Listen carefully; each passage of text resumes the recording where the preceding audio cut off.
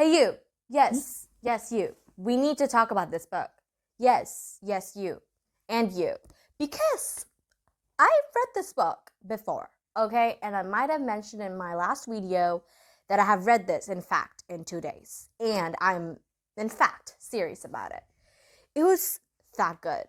But was it really good? Let's see. Like I repeated before. It's a series that dwell on the themes of mystery, puzzles, games, and messy relationships, etc. Okay?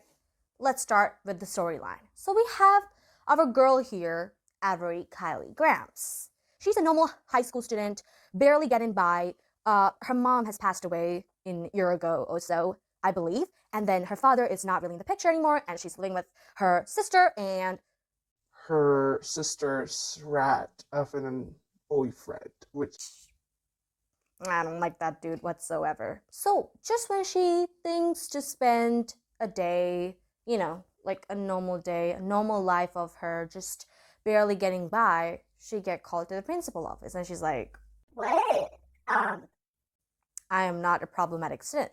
She's a very studious student, by the way, and she's scored like A plus. She's just studying, like very period. Okay, she's smart. We all know it. And instead of anything that's related to school, there's a guy that's around her age. We will know the name later. Grayson Hawthorne. And he is actually one of the grandsons of the richest man in Texas. Now, this is insane. Why would he come to her school and call her to the principal's office? Insane, right? Well, turns out the richest man in Texas, Tobias Hawthorne, have called her into his will before he passed away. So now she has to fly to Texas to, to hear the will, basically. And there's 4 Hawthorne brothers, 4 grandsons. Grayson Hawthorne, the one she just met. Second, Jameson Hawthorne. And then third, Nash Hawthorne. And fourth, what's his name?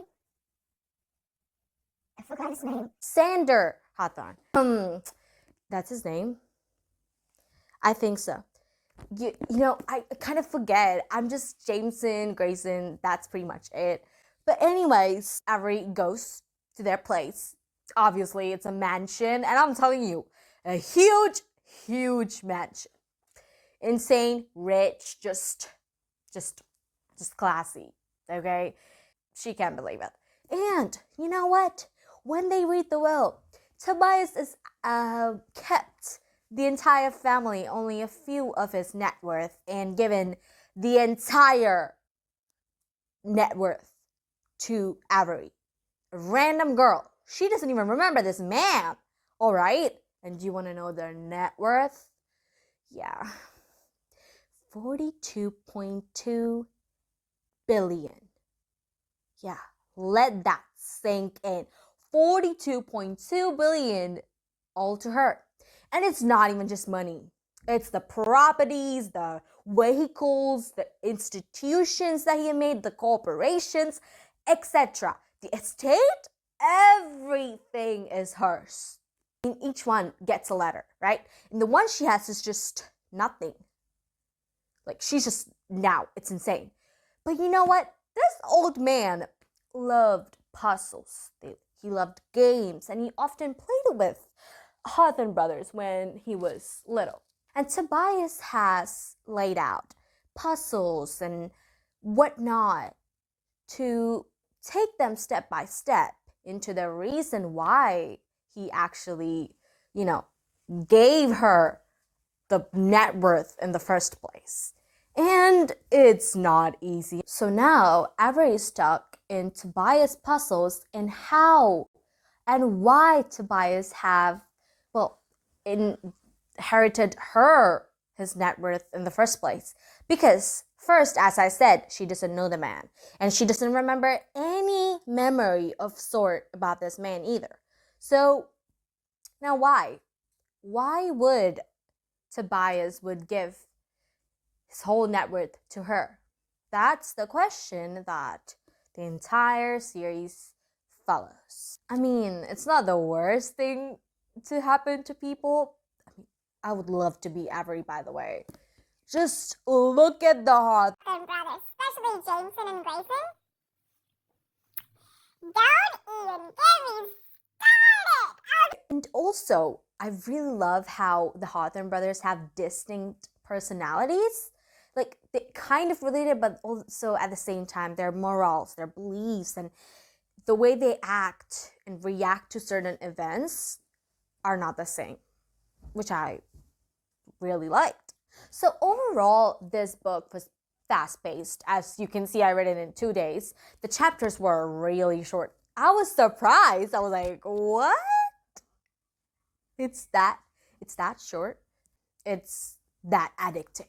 The book was good. I mean, I cannot say it's my favorite book, but it did do and serve what she had to serve for the first book in a series, which I really loved. But you know what? One downside would be that in the middle of the book, I felt like nothing really happened. I don't know why. It's just that I was kind of bored, but I also can't say that because I finished in 2 days. Maybe it's because it was fast-paced. I really loved it. But at the same time, I kind of wish there were more puzzles, games, and questions for me to also think about as much as the character as well. Like, I kind of wish there were some times where I figure out the puzzle kind of myself a little bit before she kind of grasped onto it. Maybe, I don't know. Maybe there will be more puzzles and games in the future books in the series, and I'm definitely going to be reading, duh. But I just felt like nothing of that sort happened. So I don't know. Overall, though, I would give this book a 3.5 stars. I feel like that's such a solid rating for it being the first book of the series, and the downsides of it and the good sides of the book. And I also really love the concept, and the cover makes so much sense after you read. And I'm telling you, I'm not gonna tell why and how, because duh, you had to read the book to understand. Anyways, guys, thank you so much for watching, and make sure to subscribe, because otherwise, hear me out, this thing is gonna haunt you. We can name him Mr. Skeleton, but if you have other name recommendations in the comments, comment down below. Also, my sister is coming. Look how she copied my entire makeup. Hi. Okay. Anyways, bye.